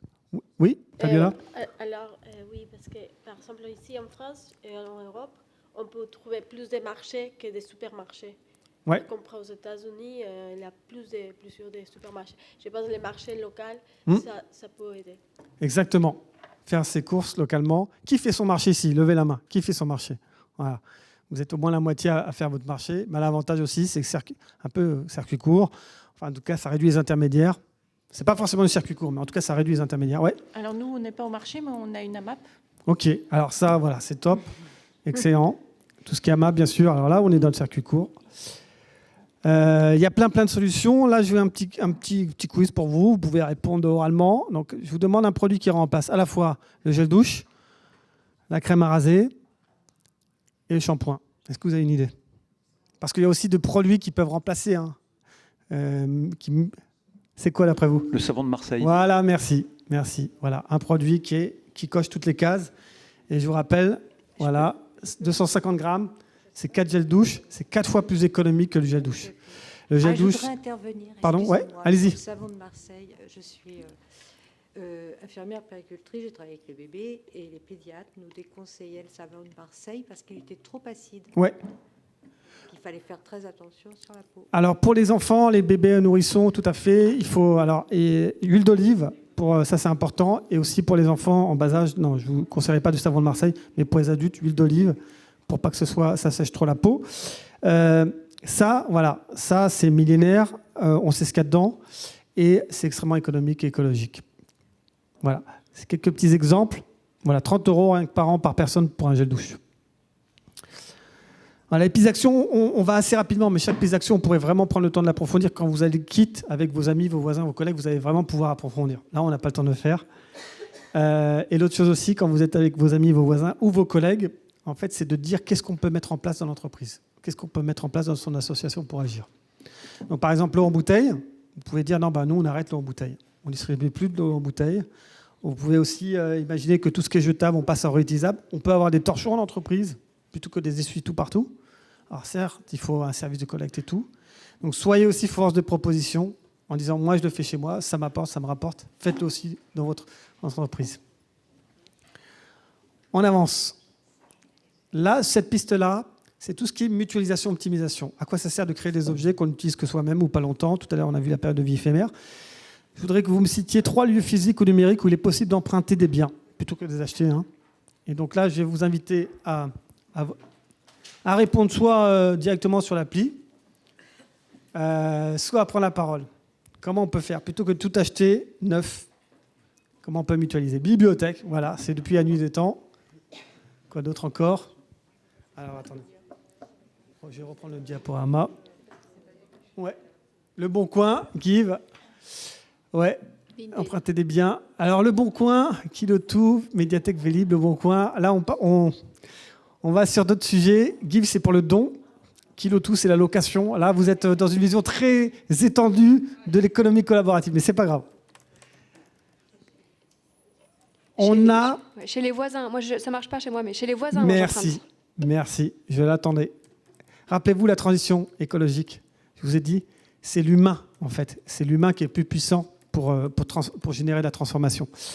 Je reviens avec le parallèle de la transition numérique. Si Amazon vous fait une recommandation de livre, c'est quand même super efficace. Si votre voisine vous dit « Moi, j'ai lu ce livre cet été, il est génial », c'est encore plus puissant. L'humain, toujours l'humain. Et ben, j'aime beaucoup votre exemple parce que ça remet l'humain au centre. Derrière, et ça crée des possibilités avec ses amis, ses voisins. Oui, allez-y. Appuyez sur le bouton rouge. Alors, je sais pas si... je sais que nous, dans notre résidence, on a monté un réseau WhatsApp. Et du coup, on communique énormément entre voisins quand on a, par exemple, besoin d'une place de stationnement ou régulièrement, on voit passer des messages. J'ai besoin d'une perceuse. Est-ce que quelqu'un a une perceuse? Et ça fonctionne plutôt super bien, en fait. Même pour récupérer des colis, c'est il y a mon livreur qui est là. Est-ce que quelqu'un peut le récupérer pour moi? Et en final, on se rend compte qu'on crée énormément de... même si c'est des petits liens ponctuels, on s'est rendu service, on a pris, on a discuté 30 secondes le temps d'un échange et ça fonctionne plutôt super bien, en fait. Merci. Et il faut aussi un médiateur, du coup, pour dire attention, ici, on n'est pas là pour parler des sujets politiques ou quoi que ce soit, on est là pour de l'entraide, voilà. Ouais. Je peux dire ça. Oui, Fabiola? Oui, on parle de tout ça, mais j'ai trouvé qu'il y a beaucoup de la revue Oui Demain. Ouais. Et pourquoi n'était pas digitalisé? Tout le monde a des portables pour avoir un scanner, un flashcode, ouais. Alors, Fabiola, merci. En fait, vous pouvez faire plein de choses avec vos voisins, votre copro. Faites un petit flashcode qui renvoie sur votre groupe WhatsApp. Vous pouvez le lancer comme ça. En fait, là aussi, vous tirez un fil. Quand vous commencez à mutualiser avec un voisin, vous n'attendez pas d'avoir un problème de voisinage parce qu'il y a du bruit pour aller le voir. Le jour où il y a un problème de bruit, ça change tout parce que vous aurez déjà interagi avec lui. Allez le voir pour lui demander son fameux appareil à raclette. Vous allez voir, le jour où vous avez un problème de voisinage, déjà, vous serez plus tolérant, vous serez dit, mon voisin il m'a déjà dépanné. Et surtout, le jour où il y a un problème de voisinage et du bruit, au lieu d'aller vous plaindre, vous allez participer à sa soirée parce que vous le connaissez déjà. Je donne cet exemple pourquoi? Parce que, en fait, on ne se rend pas compte aujourd'hui à quel point on est esseulé. Le capitalisme nous a rendu très, très individualistes et nous a esseulés. Pourquoi? Parce qu'en fait, la force du capitalisme, c'est qu'avec l'argent, vous pouvez tout satisfaire. Aujourd'hui, vous n'avez même plus besoin de sortir chez vous. Vous commandez sur Deliveroo, on vient vous servir. Vous n'avez plus d'interaction. Et ce qui est génial avec la transition écologique, c'est qu'en fait, on a besoin des autres si on veut y arriver. Et avoir besoin des autres, c'est une bonne chose. C'est vraiment une bonne chose d'avoir besoin des autres. Quand on n'a plus besoin des autres, on ne s'en rend pas compte, mais on commence à dépérir. Et ça, c'est vraiment très important. Toujours tirer des fils. Voilà, vous avez plein d'idées. Je vais vous donner quelques solutions. Les bibliothèques. Bricothèque. Est-ce que quelqu'un avait parlé des bricothèques? Tout ce qui est outils, ça c'est absurde. Aujourd'hui, dans tous les foyers français, on a souvent la boîte à outils. On démultiplie la fameuse perceuse qui va fonctionner 10 minutes. C'est les statistiques officielles dans son cycle de vie. Et aussi tout ce qui est site d'entraide, de partage. Alors vous pouvez aller sur des réseaux comme Smile, comme Ma Résidence, Nextdoor, enfin bref, il y a pléthore. Créer un groupe WhatsApp. On n'aime pas trop les GAFAM, mais pour le coup, tant qu'ils ne font pas de pub, allez-y. Oui, moi sur les groupes WhatsApp, par exemple, juste la petite astuce, c'est d'avoir toujours on a un temps pour les messages éphémères, on peut les mettre que 7 jours, comme ça tout se supprime, parce qu'on n'imagine pas la pollution digitale de ces trucs. Très bonne remarque. Voilà, donc il faut juste choisir bien 7 jours. On peut mettre 30 ou 90, mais je vous propose de mettre 7. Je ne connaissais pas. Direct. Il y a d'autres personnes qui ont des communautés de voisins, d'entraide comme ça, qui voudraient partager leur bon plan. Allez-y. C'est une observation sur le WhatsApp. Il y a l'alternative pas GAFAM qui est Signal. Ouais, merci. Ouais. Qui est française. Tout à fait. Alors américaine, mais c'est bien quand même. C'est totalement source ouverte, ouais, complètement. Alors, Signal, c'est intéressant, Signal. En fait, Signal, c'est un peu comme la transition écologique. Tout le monde l'a sur son... Moi, je l'ai. Plein de gens l'ont, mais on n'a pas basculé. On attend d'avoir une masse critique. Et vous allez voir, un jour, peut-être que la masse critique va arriver. Si WhatsApp commence à monétiser, à mettre des pubs, eh ben, on pourra tous basculer. Moi, personnellement, j'ai Signal. Je sais que vous êtes nombreux à l'avoir, mais vous ne l'utilisez pas. Donc, quand on aura la masse critique, on va l'utiliser. On sera prêt. Vous avez Telegram aussi ? Telegram aussi, ouais, exactement. Alors, Telegram, c'est des Russes qui sont... Toutes les pistes d'action là, l'occasion, tout ça, ça consiste à prolonger la vie d'un produit, à l'optimiser, optimiser l'actif. Tout ça, c'est du bon sens. Et encore une fois, vous faites énormément d'économies du lien social. Ça, c'est des petits exemples très simples. Est-ce que la boîte à livres, tout le monde voit ce que c'est? Si vous pouvez en créer dans votre logement. Est-ce que vous avez d'autres initiatives comme ça, similaires dans votre copro? Il y a des gens qui veulent partager? Compostage, ça aussi, voilà, on met en commun, on partage, on crée du lien social. Est-ce que vous avez d'autres exemples? Est-ce que vous avez une table, par exemple, où vous mettez ce dont vous vous débarrassez, une boîte à dons? Ça, c'est une boîte à livres, mais une boîte à dons en général. Vous avez des exemples? Boîte à dons, c'est très simple. Allez-y. Moi, j'ai mis des fruits sur mon portail dans un sac et j'ai dit servez-vous. Et les gens se sont servis puisqu'il n'était plus là le soir. Bravo. C'est génial. Voilà. Vous, ça fait du bien. Ça fait du bien de rendre service aux autres. Ça évite le gaspillage. Vous avez rendu des gens heureux. Ils n'ont pas acheté des fruits avec plein de pesticides dans l'alimentation. Grâce à vous, voilà. D'autres exemples de choses que vous pouvez faire pour partager, mutualiser, créer du lien social? Il y a la planche de stickers. Nous, on l'offre dans la box, c'est la box Copro Habitat pour faire un atelier avec des voisins. C'est des petits autocollants. Ça vient de Suisse, l'idée. Mais là, c'est les écolos humanistes qui sont à Lyon, à qui on achète ces feuilles. C'est des petits autocollants qui vont permettre d'afficher ce que vous pouvez prêter, mutualiser dans votre copro. Donc, il y a tout. Il y a Mixer, il y a Cocotte Minute. Voilà. Voilà un bon exemple de ce que vous pouvez faire. Si vous faites un atelier Copro Habitat, demain, on vous envoie des planches comme ça. Vous pourrez décoller et mettre les autocollants. La réparation. Alors, allez, on reprend les quiz. À partir de quel montant de réparation les Français arrêtent, abandonnent? Bon, pas plus loin. Ensuite, alors, je vous rappelle, vous allez pouvoir... À partir de quel pourcentage du montant de réparation vous abandonnez? Les Français en général, je ne parle pas de vous, mais à partir de quel pourcentage des Français généralement vont abandonner, vont se dire « je ne fais pas réparer ». Alors, vous voulez voter? Bertrand, pendant ce temps-là, il y avait une remarque, une question? Absolument. J'avais une petite information, parce que vous avez dit tout à l'heure que Telegram était russe. Ouais. Alors, c'est quand même super important de préciser que c'est des dissidents russes qui l'ont créé. Ouais, exactement. C'est très différent. Opposant à Poutine, tout à fait. Ouais, voilà. Mais bon, après, on n'a pas trop de niveau de confidentialité en ce qui nous concerne, c'est pas grave. Vous pouvez l'utiliser sans problème. Mais alors,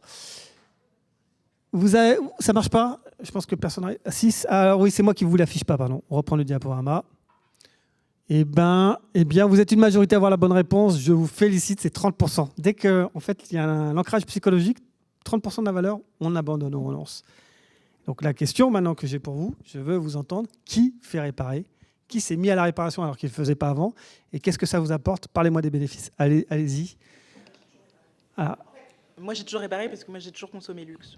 Donc, luxe? Oui. Ah, donc, intéressant. C'est du temps long et quand ça s'abîme, ça se répare. Merci. Très intéressant. Un objet luxueux, on en prend plus soin, ça dure plus longtemps. Allez-y, pardon. Je privilégie des gens qui n'ont pas encore pris la parole. Ouais. Ah, vous-même, allez-y. Ouais. Moi, c'est en fait les chaussures. J'ai des chaussures qui sont en cuir, qui sont tout à fait basiques, sauf que ça fait des années que je les répare. Je pense que j'ai mis depuis le démarrage 3 fois le prix des chaussures, mais je vais chez le cordonnier et j'en ai pour 60 € par an de refaire semelles et talons, et c'est reparti pour une année. Bravo. C'est ancien, hein, c'est cordonnier d'autrefois. Aussi les vêtements, faire repriser. Voilà, je vous donne un exemple. Je vous donne un exemple d'ailleurs. Là, c'est ma doudoune. Moi, je n'ai pas acheté, vous en doutez. Hein. On me donne beaucoup de choses autour de moi, donc ça, c'est un ami qui me l'a donné. Voilà, elle est en parfait état, elle doit avoir 7-8 ans. Bon, là, il y a vous voyez un peu les manches. Donc là, je vais m'en occuper. Je vais acheter ce qu'on appelle un biais. On m'a expliqué, je ne connaissais pas. Un biais pour... voilà. Ça va me coûter 10 € et c'est reparti pour plusieurs années. D'autres exemples? Je voudrais réparer mon Mac, la batterie, mais ça coûte 400 €. Et c'est moins cher d'acheter une œuvre à 700 €. On va parler des objets. Merci. On va parler des objets numériques. Oui. Madame, allez-y. Moi, je vais des fois à des ateliers Répar Café pour partager.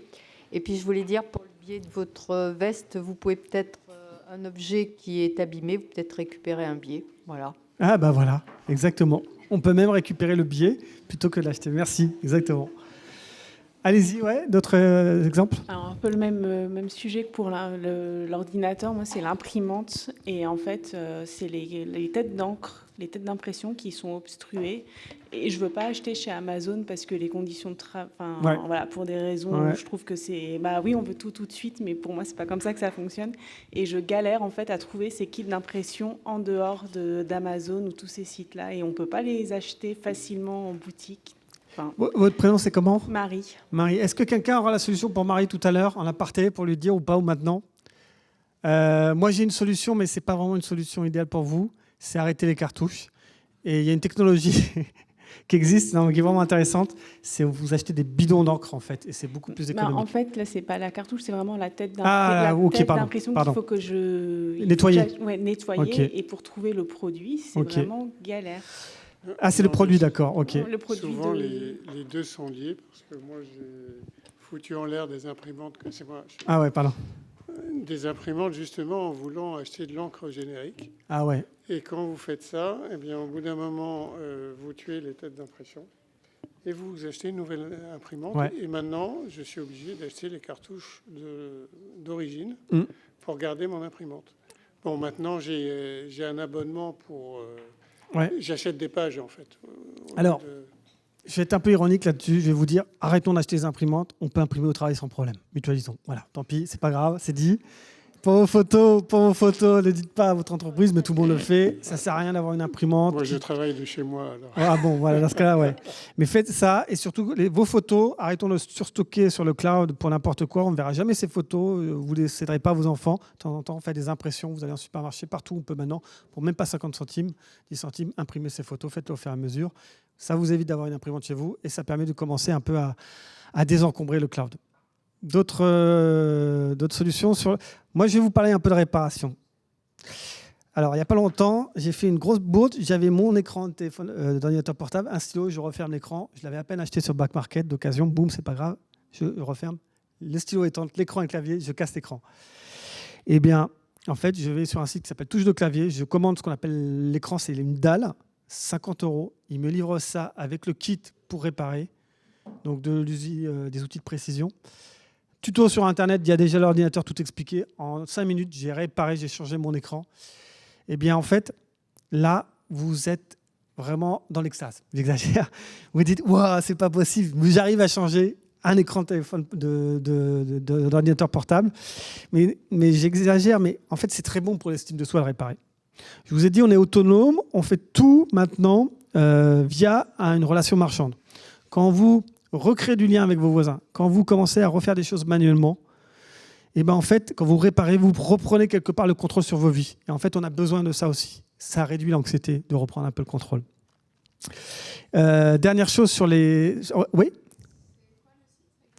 Là, c'était touche de clavier pour l'écran, mais en fait, vous pouvez trouver n'importe... Ce qui est incroyable aujourd'hui, c'est qu'il y a une pléthore de sites pour les pièces détachées.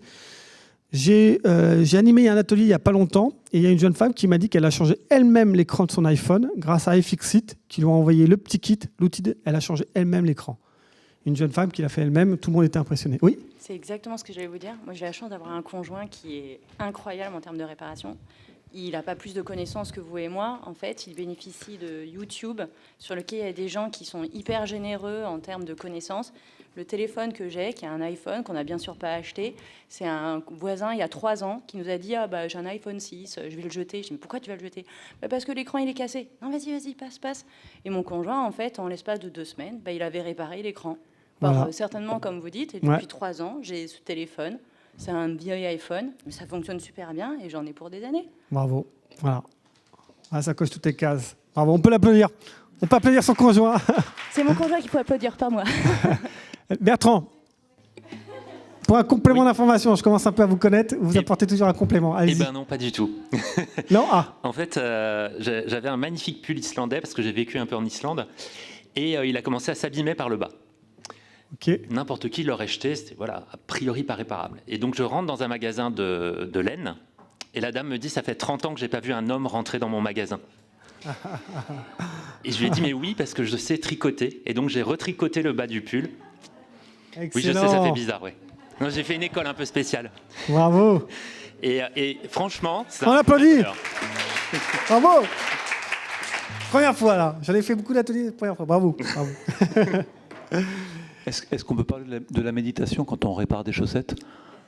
Merci. C'est un moment, à condition que le trou soit pas trop grand, sinon c'est vraiment galère. Mais si le trou est petit, on peut arrêter, que le trou s'agrandisse, et puis on se met de la musique et on prend son fil et son aiguille et on reste tranquille. Ouais. Alors, écoutez, les chaussettes, ça paraît... on se dit, il fait de l'humour, mais non, je vous suis totalement. Est-ce que vous avez entendu parler de ce livre qui s'appelle Éloge du carburateur ? Qui ? Personne ? En fait, c'est un Américain, il s'est aperçu, il travaille dans les métiers intellectuels, bullshit job, tout comme on dit maintenant. Enfin non, j'exagère, mais là, et en fait, il est passionné par la mécanique. Et en fait, la mécanique, il rentre dans il appelle le flow, comme on dit en yoga. C'est-à-dire qu'en fait, quand il fait son truc dans la mécanique, il pense à rien d'autre, il est dans l'instant présent, il est ancré, et en fait, on lit son livre. J'ai pas lu son livre, j'en ai entendu parler. Et on se dit qu'on a ressenti la même chose, nous, en faisant d'autres choses. C'est vrai que quand on est dans le manuel, j'insiste sur le manuel, en fait, on va se déconnecter. On va se déconnecter de l'ordinateur portable, on va se déconnecter du smartphone, et on s'aperçoit en fait qu'on arrive à se concentrer sur une chose, à oublier tout le reste. Et ça, c'est aussi très important dans l'économie de l'attention qui, en permanence, vient nous chatouiller pour nous détourner d'essentiel. D'autres commentaires vertueux sur la réparation ? Il y a d'autres idées ? Ce que vous pouvez faire aussi, vous pouvez même aujourd'hui réparer à distance. Il y a Spareka qui propose des pièces détachées. Ils vont vous mettre un conseiller et avec la visio, il va vous aider à diagnostiquer la panne et à réparer. Allez-y. Juste, si vous avez des enfants, en fait, tous les pantalons peuvent devenir des shorts. Voilà. Voilà. Et les manches de pantalon peuvent devenir des pochettes. Et par exemple, pour emballer tous les cadeaux de Noël, c'est pratique. Merci. Voilà. Systématiquement, mettre de l'intelligence dans ce qu'on fait. En fait, la transition écologique, merci, j'en profite pour faire un aparté. En fait, tout ce qu'on nous demande, c'est faire un sursaut d'intelligence. Aujourd'hui, en fait, on fait énormément de choses stupides. On n'optimise pas. Si on fait des choses plus intelligentes, c'est un sursaut, c'est un bond en intelligence qu'on doit faire. Et l'intelligence, c'est se dire comment on peut optimiser, démultiplier l'impact positif de ce produit. Ouais. La réparation, c'est génial. Et les Repair Café, qui en a parlé des Repair Café tout à l'heure ? C'était vous ? Ouais. Je vous conseille, c'est génial, c'est la transmission. En fait, la personne ne va pas réparer pour vous, elle va réparer avec vous. Transmission de savoir. Et souvent, en fait, les gens arrivent à réparer. Si vous n'avez pas de Repair Café, vous avez forcément quelqu'un autour de vous qui a des connaissances en électronique, en électrique ou en mécanique. Ou alors dans l'immeuble, sur le groupe WhatsApp, dites voilà, j'ai tel problème. Vous allez voir qu'il y a toujours souvent quelqu'un qui peut vous aider, qui a la solution. Après, c'est quand même bien... Enfin, je sais pas, mais moi j'essaye de me dire qu'il faut qu'on trouve un équilibre global. Moi, je trouve que c'est quand même bien de se tourner vers ceux dont le métier c'est de réparer. On est d'accord. Parce que sinon, en fait, on fait disparaître les artisans, etc. Et je trouve que c'est dommage. Ouais. Alors, je vous rassure. En fait, aujourd'hui, c'est pas le souci parce qu'en fait, on va prendre tout ce qui est réparation vélo. Aujourd'hui, si vous avez un vélo à réparer, en fait, les artisans, il y a 2-3 semaines d'attente. En fait, c'est encombré parce qu'en fait, on n'avait plus de réparateurs. Et les gens veulent réparer à nouveau, et il y a beaucoup des fois de gens qui arrivent pas à réparer eux-mêmes et vont pas trouver les réparateurs. Donc aujourd'hui, c'est pas un souci, mais oui, faisons vivre la filière, en tout cas, elle se développe. D'autres remarques sur la réparation ? Allez-y, ceux qui n'ont pas encore parlé, allez-y. Ouais, c'est bon, on vous reçoit. Ah non, appuyez sur le bouton rouge, ouais, c'est bon. Ouais. Désolée. Donc, je voulais juste faire un petit point effectivement sur les ateliers Repair Café et autres. Je me permets également de parler de mon job actuel où justement on offre à tout un chacun, tous les citoyens, justement à pouvoir réparer, que ce soit ses vêtements, son électroménager et autres. C'est pour bien sensibiliser tout un chacun à la fois au fait que la réparation, ça permet d'allonger la durée de vie de votre objet, mais également aussi de partager en fait son savoir-faire avec tout un chacun. Donc je suis tout à fait d'accord avec le fait qu'on puisse échanger pour mieux connaître, mieux apprendre et pour aussi créer et voir faire durer les choses. Merci, voilà. Exactement. On résumait très bien tous les bénéfices. Voilà, réparation, systématiquement un objet, vous dites, c'est comme le gaspillage alimentaire, prochain sujet. Question, vous dites, hors de question. Alors, bien sûr, après, vous n'allez pas forcément y arriver, mais première question, c'est comment je peux le réparer. Je vous donne un exemple. Moi, là, récemment, c'est un aspirateur. Avec ma compagne, il était cassé. En fait, j'ai trouvé, c'est le moteur qui avait grillé. Et en fait, vous trouvez aujourd'hui, sur les sites de l'ADEME, des réparateurs. Et ils l'ont réparé. Alors, c'était plus que 30% du prix, mais c'était quand même beaucoup plus économique que de racheter un nouveau aspirateur. Et franchement, en termes d'estime de soi, là, c'est pas moi qui ai réparé, mais de savoir qu'on se dit, on a évité que cet aspirateur se finisse dans la rue, et ça fait du bien. Oui ? Alors, pour éviter tout conflit d'intérêts, c'est ma compagne.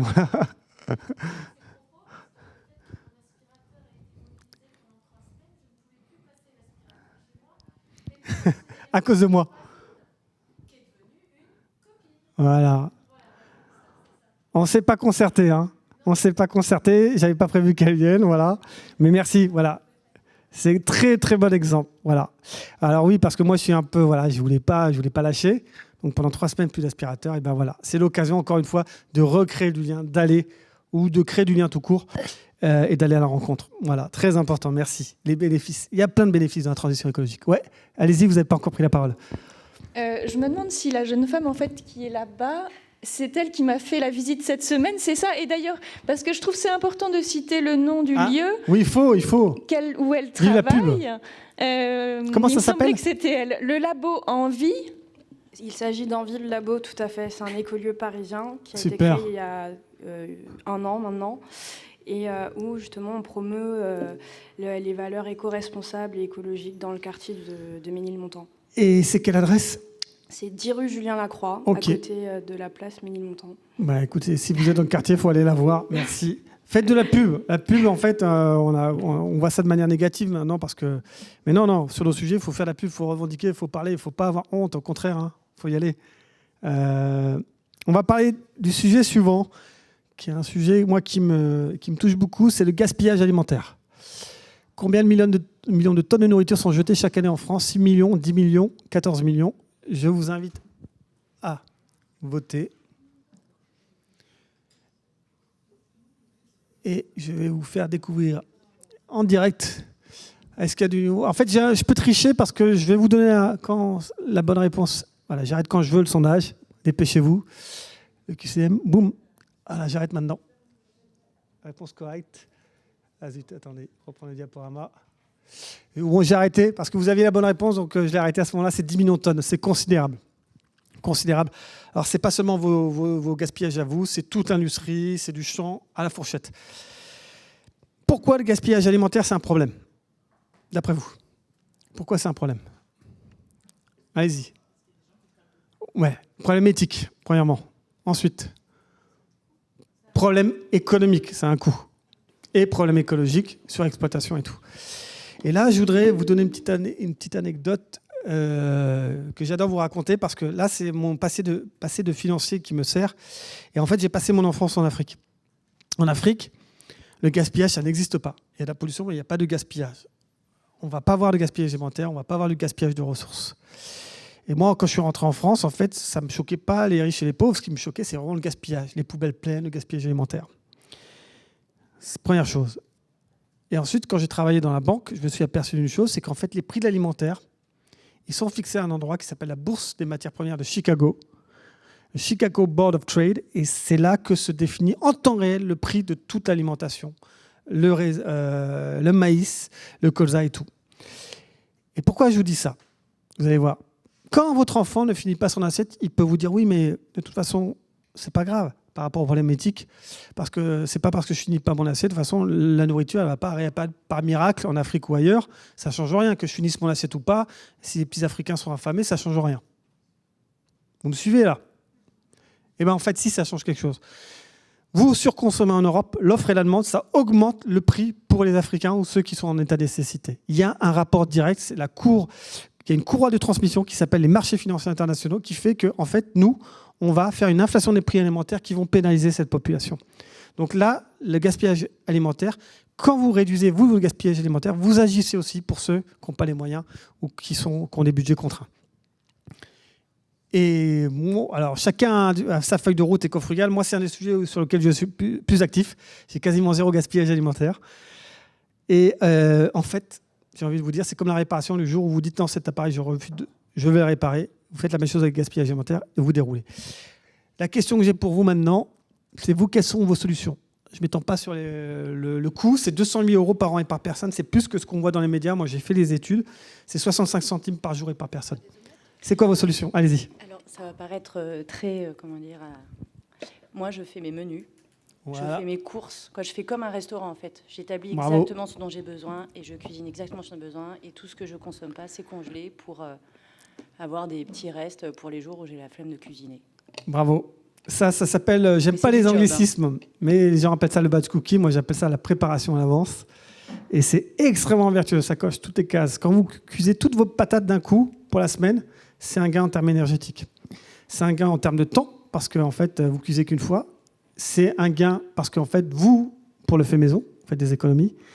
Et en fait, c'est moins de gaspillage alimentaire aussi. Ouais. Allez-y, pardon. Moi, j'utilise l'application Too Good To Go. Merci. Alors, Too Good To Go, c'est génial. Il y a Phoenix aussi, il y en a d'autres. Pourquoi c'est génial? C'est pas, en fait, vous permettez à d'autres de réduire leur gaspillage alimentaire. C'est pas le vôtre que vous réduisez.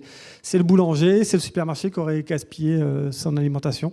C'est quoi le gain pour vous, au-delà du fait d'agir pour l'environnement? Déjà, d'une part, je suis sûre que ce qui reste, en fait, ne va pas être jeté. Ouais. C'est absolument... moi, pour ma part, je n'habite pas très loin d'un hôtel qui est quand même assez réputé. Et le petit déjeuner de 10 heures, souvent, ils en restent. Donc, en fait, vous pouvez disposer de ce déjeuner. Alors, vous l'avez à 11h, 11h30. Il faut juste être disponible pendant une petite heure pour aller le chercher. Et du coup, vous pouvez vous en servir pour le repas du midi. Ouais. Donc, je trouve que c'est quand même dommage de jeter aussi bien des courgettes que des tomates, que des œufs brouillés qui peuvent servir. Exactement. Il y a un autre bénéfice à ça économique. Il y a un autre bénéfice, est-ce que vous voyez? En fait, quand vous recevez souvent ces délos, on ne choisit pas forcément à l'avance. En fait, vous découvrez des nouveaux aliments. Je vous donne un exemple. Moi, j'ai un déstockeur dans mon quartier. En fait, je suis devenu quasiment végétarien parce qu'ils ne vendent pas de viande. C'est un déstockeur halal. Et voilà, c'est intéressant parce que ça m'a obligé à penser à un nouveau régime alimentaire. La contrainte de la contrainte naît la découverte. Et ça coûte moins cher, carrément moins cher. Le gaspillage alimentaire, il y a vraiment moyen d'agir de la fourche à la fourchette. Vous pouvez agir comme ça pour aider l'industrie. En extérieur, vous avez bien sûr le doggy bag, vous demandez la boîte à restes. C'est obligatoire maintenant dans la restauration. Qu'est-ce que vous avez d'autre comme solution? Ce qu'on fait maintenant, oui, et j'évite tous les frigos avant de faire des courses complètement. Voilà. Même les petits oignons, on fait quelque chose. Et super. Voilà, ça c'est voilà. Complètement, et après on va faire des courses. Merci. C'est un bon exemple. Pourquoi? Parce que ça. Est-ce que c'est déjà arrivé à quelqu'un d'acheter 2 fois la même chose? Il s'est aperçu qu'il avait fait à la course, il avait déjà la même chose, du beurre ou du lait à la maison. Oui. Ouais. En fait, B.A.B.A, c'est quoi? C'est regarder ce qu'il y a dans son frigo. C'est faire une liste de courses pour ne pas être tenté par tout et n'importe quoi. Donc, préparer en amont ces courses. Aussi, vous pouvez contribuer activement à la réduction du gaspillage alimentaire. Si vous voyez des fruits moches, vous les achetez. Si ça ne vous dérange pas, parce que sinon, ils seront jetés. C'est un moyen aussi de participer. Et après comment vous faites chez vous? Allez-y. Alors, petite anecdote, c'est aussi grâce à mon travail que j'ai pu faire ça. C'est faire des cosmétiques maison. Parfois, quand on se dit qu'on a des fruits qui sont peut-être périmés ou quoi, ou qui sont plus mangeables, on peut faire des masques pour ses cheveux, pour sa peau, excellent. etc. Donc, on parlait de cosmétiques alimentaires tout à l'heure. Ouais, c'est aussi quelque chose qui permet d'éviter de gaspiller, en fait. Ouais. Donc, voilà. Très bon exemple, merci. Je ne connaissais pas. Bertrand, pour un complément? Oui, sachant que en fait, c'est beaucoup les magasins en fait qui jettent avec les dates de péremption. Ouais. En fait, quand vous voyez une date très courte, genre le lendemain ou 2 jours après, prenez-le parce que de toute façon, ça se conserve en fait beaucoup plus que ça. Ouais. Alors là, je suis en train de défiler, ça va. Et la différence entre DLC et DDM, fondamentale. DLC, date limite courte, produits frais, fromage, poisson, fromage. Ne prenez pas de risque. Tout le reste, c'est des dates DDM, c'est date de durabilité minimum. Avant, c'était date de LUO, des LUO. Et en fait, vous pouvez acheter des produits à consommer le jour même, à consommer de préférence avant, sans problème. Et surtout, les yaourts, ce fameux exemple des yaourts, c'est jusqu'à 2-3 semaines. En fait, faites confiance à vos sens. Si l'opercule n'est pas gonflé, le visuel, si l'odeur et tout. Merci, au revoir. Les yaourts, on s'est dit qu'il y avait des emballages et qu'il fallait réduire les emballages quand même. Alors, on fait ces yaourts maison, merci. J'ai oublié d'en parler tout à l'heure, superbe solution. Yaourt maison, vous faites énormément d'économies si vous avez des enfants qui mangent beaucoup de yaourt. Et en plus, des yaourts en verre. Pas de... Voilà. Autre solution? Ouais. Alors, attendez. Désolée. J'ai privilégié des gens qui n'ont pas encore pris la parole. Allez-y. Ouais, allez-y, ouais. En gros, j'ai un ami de mon père qui est dans une association et en fait, ils vont dans les supermarchés, les boulangeries, tout ça, et ils récupèrent tout ce qui n'a pas été vendu ou du coup date limite courte. Et en fait, ce qu'ils font, c'est qu'ils ont obligation de les donner à des gens qui sont dans le besoin. Du coup, ça aide plusieurs choses en fait. Du coup, ils vont dans la rue, dans les camps de migrants, tout ça, et en fait, ils leur donnent à manger. Bravo. Voilà. Encore un exemple de solution. Ça a le nom de l'association dont vous parlez? D'autres exemples? Je déroule les miens. Cuisiner les restes, c'est tout bête. Moi, j'ai fait mes meilleures recettes. Je parle encore sous le contrôle de ma conjointe. C'est quand j'ai dû récupérer. En fait, je suis sorti de ma zone de confort. Et en fait, les meilleures recettes, c'est quand j'ai dû faire avec ce que j'avais avec. Vous avez une application qui s'appelle Save It. Mais vous rentrez les ingrédients, il va vous proposer une recette. Mais faites même confiance à votre imaginaire. Moi, c'est les meilleures recettes, vraiment, j'insiste. C'est quand j'ai dû faire avec ce que j'avais dans mon frigo. Sinon, je fais toujours la même chose. Allez-y. Alors bon, moi, j'ai été élevée avec une grand-mère qui a vécu la guerre, donc apprendre à cuisiner, les restes, c'était quelque chose qui se faisait habituellement et j'ai gardé. Par contre, je voulais juste vous parler d'une anecdote. Dans mon travail, je travaille à Pôle emploi, j'ai une équipe de conseillers qui font du recrutement. On a fait un recrutement il n'y a pas si longtemps pour un agriculteur dans le sud de la Beauce qui travaille pour Dossi. Et il nous a expliqué comment ça fonctionnait avec M. Dossi, son travail d'agriculteur. Donc en fait, ce sont des personnes qui lui imposent... il a investi aussi là-dessus, donc il est un peu pris à la gorge comme ceux qui élèvent les poulets ou autre chose, de la même manière. Et donc, à date fixe, il doit planter, à date fixe, il doit mettre les produits, à date fixe, il doit arroser... Et à date fixe, Dossi vient vérifier donc ce qu'il fait. Donc il fait du pois, il fait du haricot, de la fève. Et si le pois n'a pas le bon calibre, si le haricot n'a pas la bonne tête, et si la fève n'a pas la bonne tête, il doit détruire sa parcelle. Ouais. Merci. Ça, c'est l'industrie agroalimentaire. D'où l'importance d'essayer d'acheter dans les AMAP. Il n'a pas le droit de donner les produits, il n'a pas le droit, rien. Tout appartient à Dossi. Ouais. Et c'est pour ça que donner du pouvoir aux gens, c'est aller directement acheter dans les AMAP ou dans les. Il y a plein d'initiatives maintenant, de saisonniers. Est-ce que vous avez des idées de supermarchés comme ça qui font directement aussi du local, de la saisonnalité pour les fruits et légumes? Alors en fait, c'est pas si loin de Paris que ça. Ça s'appelle en fait la ferme de Galie. Je sais pas ceux qui connaissent. En fait, près de Versailles. En fait, c'est un endroit où vous allez carrément pouvoir aller récolter par vous-même. Et donc, c'est super en termes de production, d'accessibilité. Exactement. Jardin partagé, il y a vraiment beaucoup de solutions. On va passer sur la dernière piste parce qu'en fait, le temps passe vite. Je l'aime beaucoup celle-là parce qu'en fait, elle n'est pas compliquée et elle est extrêmement impactante, c'est faire son compost. Alors, un dernier petit quiz et après, vous allez voir, on va passer vers la fin. Je vous encourage, d'après vous, en faisant votre compost, de quel pourcentage vous réduisez de poids, vous réduisez votre poubelle ménagère en compostant. Alors, on va mettre les résultats en direct. D'après vous. Alors, pour l'instant, est-ce que ça vote? J'ai peut-être pas activé. Si, ça y est. Alors, j'arrête seulement quand il y a la bonne réponse. Donc, je vous donne un indice. Ouais, bravo. On va aller vite, c'est la 2. Alors, pourquoi j'aime beaucoup le compost, c'est que le compost, 30%, c'est énorme sur la poubelle. D'un coup, on parlait tout à l'heure de carbone et bilan priorisé, c'est très très efficace. Et je voudrais savoir qui parmi vous fait son compost en ville, parce que c'est possible. Bravo. Quelqu'un veut prendre la parole? Quelqu'un nous dit comment? Voilà. Et les bénéfices? Allez-y. Alors moi, je ne suis pas parisienne du tout, je suis lilloise. Moi, c'est pareil, c'est en ville. Voilà. Moi, j'ai la chance d'avoir un compost juste à côté de chez moi qui se veut aussi social et donc de créer du lien. Donc, on n'est pas sur un système financier où on doit payer ou qui est géré par une ville. En fait, c'est nous, habitants du quartier, qui gérons notre site de compostage, qui envoyons les mails, qui faisons...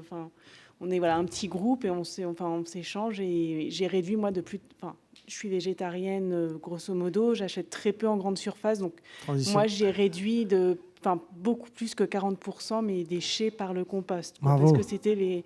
Ah ouais. Au moins, ouais. Parce que vous faisiez déjà beaucoup de faits maison, vous utilisez beaucoup de fruits et légumes. Ouais, moi, j'ai jamais aimé les plats préparés, j'ai toujours cuisiné, et donc du coup, moi, ça a réduit, mais au moins 50% mes déchets. Et j'en profite qu'il y a des poules, parce que ces poules, c'est en plein boom. Et là, du coup, vous n'avez même plus besoin de compost, vous pouvez donner aux poules, monsieur, ouais. Là, j'ai déménagé, donc j'ai laissé mes poules à mes successeurs. Ah ouais. Et ils ont accepté. Ils ont récupéré. Quand vous avez des réfugiés ukrainiens, ils sont contents d'avoir des poules. Ah ouais, excellent. Et donc avec 3 poules, effectivement, des œufs, et puis on leur donnait pas mal de restes. Le problème, c'est que ça attire un peu quand on habite dans la campagne, ça attire les rats. Les renards aussi, il faut faire gaffe et tout. Là où j'étais, c'était plutôt enclavé, mais par contre les rats, et là il faut mettre ça au bout du jardin, et puis ils se démerdent, quoi. Bon. Ils font leur vie, mais parce que sinon c'est pas agréable d'avoir les rats sous la fenêtre, c'est quand même pas très cool. C'est clair. Le compost, c'est souvent les objections. Qu'est-ce qu'on peut faire pour éviter d'avoir des rats quand on fait du compost ? Qui veut m'en parler? Allez-y, vous n'avez pas encore pris la parole. Il ne faut rien mettre d'animal, en fait. Voilà. Pas de gruyère, pas de reste d'origine animale. Même. Ça n'empêche pas. On va parler la dernière piste, après on va arriver à la conclusion. Mais on a fait la transition tout à l'heure. Qui parmi vous... J'ai une question. Quand on est à Paris, qu'il n'y a pas de solution de compost autour de chez nous, et qu'il n'y a rien dans les immeubles, est-ce que quelqu'un a des solutions? Merci, très bonne question. Allez-y, derrière vous. La réponse est derrière toi, Arnaud. Regarde, t'as qu'à te retourner. Ma grand-mère, elle est en immeuble et en fait, c'est le syndic de l'immeuble qui ont un lombricompost. Quand il n'y a pas ça, en fait, ma question, c'est ouais. Alors, est-ce que quelqu'un d'autre a une réponse? Allez-y, vas-y.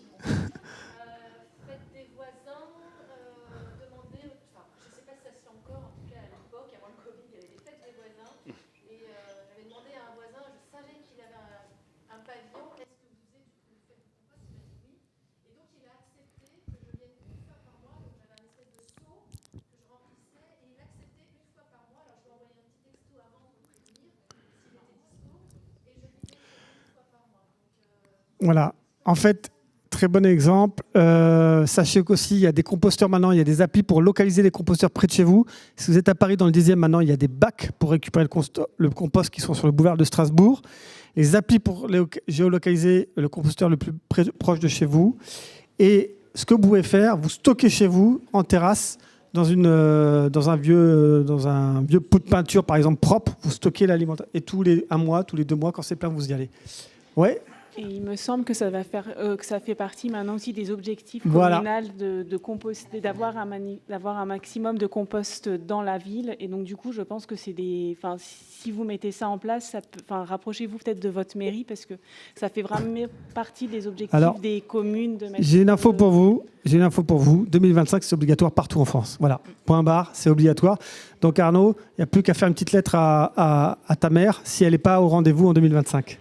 Allez-y. Et même avant 2025, il faut savoir que normalement les restaurants, pour normalement mi-2023 ou début 2024, j'ai plus la date en tête, sont interdiction de jeter tout ce qui est biologique en fait dans les poubelles.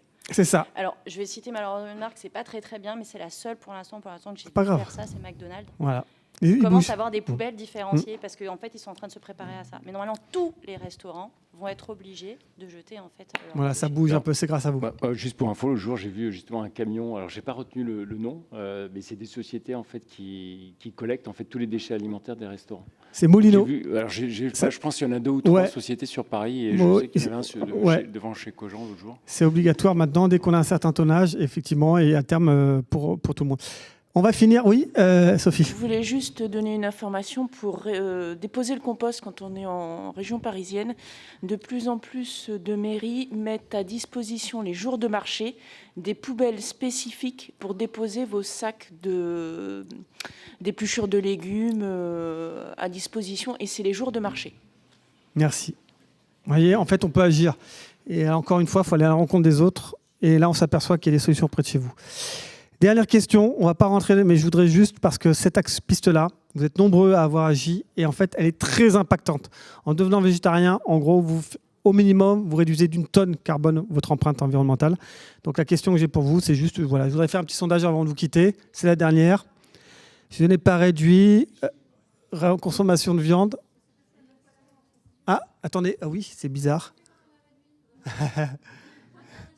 En fait, il y a... Attendez, excusez-moi, c'est intéressant. Je crois que c'est moi qui ai bugué ce matin avec mes diapos. Vous voyez, c'est tout ou rien. C'est tout ou rien, je suis désolé. Bon, il y a quand même 50% de végétariens, mais ceux qui ont voté. Bref, je vais arrêter là-dessus. Le parcours, on pourrait continuer encore et encore très longtemps. L'idée, c'est de vous initier, vous donner envie de faire la même chose à votre tour. Juste avant de se quitter, ce que je vous propose, c'est encore 5 minutes. Peut-être, si ça vous va, on va déborder de 3 minutes. C'est vous dire quelques éléments. En fait, ce que j'ai envie, c'est que vous repartiez en disant « Moi, je peux le faire. Moi, je suis capable de faire ce qu'a fait Philippe. C'est pas compliqué. Il a son kit d'animation, il a tout. En fait, il pose des questions. Je peux faire la même chose. J'ai envie de le faire dans mon entreprise. J'ai envie de le faire dans mon association. J'ai envie de le faire voilà, avec mon entourage. Et donc, je vais vous donner quelques... Alors, attendez, on va reprendre quelques outils avant de partir. Voilà. Première chose que je voudrais, c'est au travail, on travaille tous. Ici, il n'y a que des gens qui sont des actifs quasiment. C'est créer une green team ou une équipe verte comme vous voulez avec vos collègues. Parce que vous allez vous apercevoir, il y a des gens qui sont planqués, quand on a marre de venir au boulot, mais là, ça va leur donner du sens. Et en fait, vous allez vous apercevoir que vous avez des valeurs communes et ça va être sympa et vous allez pouvoir faire les choses. Première chose. Deuxième chose, c'est rejoindre la communauté éco-frugale ou créer un groupe WhatsApp. Mais sur Éco-Frugal, on est 5000 inscrits. Ça permet d'interagir, de partager aussi nos retours d'expérience quand on fait un atelier, de voir qui proche de chez vous est aussi inscrit sur la plateforme. Ça crée des possibles. Et la dernière chose, je reviens aux fondamentaux. Il n'y a pas que le carbone dans la vie, il y a la biodiversité, il y a aussi l'exploitation des ressources, l'épuisement des ressources. Mais calculez votre empreinte carbone. Pourquoi ? Parce qu'en fait, poste par poste, ça va vous permettre de savoir là où vous pouvez agir. Et sur le site d'Éco-Frugal, en fait, vous mémorisez, c'est le calculateur de l'ADEME. J'ai oublié de vous dire, dans notre modèle économique, en fait, c'est gratuit, donc on a des partenaires, dont l'ADEME qui nous finance. Et le calculateur, c'est celui de l'ADEME. Et nous, ce qu'on apporte en plus, c'est que vous mémorisez, vous allez pouvoir voir l'évolution de votre empreinte carbone. Donc vous le faites une fois par an. Vous êtes nombreux à ne pas avoir voyagé, pris l'avion ces dernières années. Vous allez avoir une bonne empreinte carbone comme moi, là. J'ai 3,5 tonnes. Là, cette année, mais il suffit que je reprenne l'avion, ça va être une autre histoire. Et je reviens sur le site ensuite et ça va me permettre de voir l'évolution positive ou négative. Je peux me permettre, l'ADEME a lancé un calculateur aussi pour l'impact digital. Aussi, exactement. C'est tout à fait récent. Exactement, ça date de week-end et ça s'intègre dans le calculateur global que vous avez vu. Ça, c'est génial. Sur le digital, j'en profite pour vous dire qu'on propose, nous, c'est avec une co-création avec Orange, et je remercie Orange, parce qu'il y a des gens qui sont là de chez Orange, qui sont très actifs sur ces sujets. Ça, c'est un kit qui vous permet, avec vos enfants, vos collègues, de réduire l'impact du numérique pour agir ensemble, comme on l'a fait là aujourd'hui en présentiel. C'est en source ouverte. Et puis, avant de partir, j'ai besoin de vous. On a besoin que vous nous fassiez connaître, que vous parlez autour de nous, parce que nous, on dépense 0 dans la publicité, sur LinkedIn, sur Facebook, 0. Ce n'est pas notre métier. Nous, on ne veut pas dépenser pour les GAFAM. On a besoin que vous parliez aussi à vos RH et RSE parce que là, nous, la plupart de ce qu'on fait est gratuit, mais on propose des prestations d'entreprise et ça permet de financer la gratuité de ce qu'on fait, par exemple, comme aujourd'hui. La gratuité et le développement de notre communauté. Donc, on a besoin de vous. On est une entreprise de l'économie sociale et solidaire. Donc, ça peut ouvrir des portes. On peut être financé par une fondation. Et puis ensuite, voilà. Si vous connaissez dans des entreprises, des collectivités locales aussi, on peut avoir des collectivités locales comme partenaires. Nous, actuellement, voilà, on a la région Île-de-France, Nature et Découverte Val-d'Élia, Orange qui nous soutiennent. Donc voilà, n'hésitez pas à parler de nous, ça nous aidera. Juste avant de partir, je vous avais demandé, on va revenir un peu en arrière, parce que je l'ai raté, ce slide, il est très important. C'est... attendez, excusez-moi. Je vous ai dit, je voudrais une solution que vous avez entendue aujourd'hui, que vous vous engagez à mettre en place. Alors attendez, je voudrais que vous le fassiez via l'appli. Comme ça, tout le monde va pouvoir voir les engagements. Alors attendez. On va prendre le diaporama. On va le faire. C'est important. Je vais vous créer ensemble l'arbre des possibles. Là, je vais vous demander de mettre la solution que vous vous engagez à adopter, voilà, que vous avez entendu aujourd'hui, que vous vous engagez à adopter. Est-ce que ça marche ou pas ? Ça y est, je vais vous l'afficher. Compost, réparer, Allez-y, allez-y. S'il y a plusieurs engagements, vous pouvez en faire plusieurs. Hein. C'est le temps que vous voulez, il n'y a pas de limite. Mangez moins de viande, compost, réparer, Too Good To Go, super. D'autres, allez-y, allez-y. Il faut que ce soit... On ne veut pas de le record du monde de l'atelier éco-frugal, il faut qu'il y en ait plein. Allez-y, allez-y, lâchez-vous. Chaque personne doit repartir au moins avec une solution à adopter. Allez-y. On arrête. Je ne vous laisse pas partir tant que l'écran n'est pas loin. Recouvert. Réparer, manger moins de viande. Et ça n'a pas besoin d'être extraordinaire, mais c'est quelque chose que vous allez faire suite à cet atelier. Voilà. Ça peut être organiser un atelier éco-frugal dans votre entreprise, dans votre association. C'est très simple. Voilà, vous inscrivez sur le site, vous recevez le kit clé en main directement.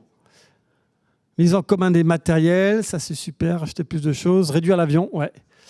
Plus de transport en commun, moins de voitures.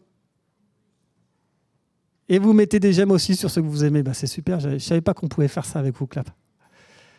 Ce système WooClap, je vous le conseille. Hein. C'est fait au départ pour les enseignants. C'est des Belges, c'est pas du GAFAM. C'est génial. Franchement, n'hésitez pas. Si un jour vous faites un atelier éco-frugal en visio ou avec beaucoup de monde, l'outil, c'est 80 € par an la licence. Allez-y, foncez. Ils sont top. Et puis, allez, dépêchez-vous. Ça m'amène à la conclusion. La conclusion, en fait, c'est qu'on a tous aujourd'hui des solutions. On est tous des porteurs de solutions. Ce n'est pas un slogan, c'est vrai. Que toutes ces solutions-là, c'est des micro-récits. Des micro-récits d'un récit plus vaste qui est le récit de la transition écologique. Et ces micro-récits, en fait, mis bout à bout, ils dessinent le chemin de la transition écologique. Et vous savez, on entend beaucoup parler des nouveaux imaginaires, des nouveaux récits, mais en fait, est-ce que vous êtes la démonstration que le récit, ces micro-récits sont déjà là, ici, maintenant, qu'on n'a pas besoin d'inventer en fait un nouveau récit, parce que le nouveau récit, c'est vous, c'est moi, c'est nous tous. Voilà. Je vous remercie pour votre attention.